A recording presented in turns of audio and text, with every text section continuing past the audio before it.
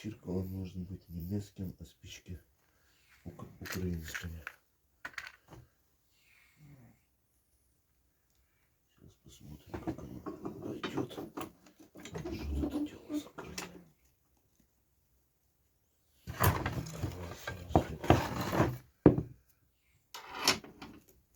Вот так вот фиксируется. И если все нормально, то вот еще сверху можно будет добавлять. Как-то видно, да? Что верх еще открывается.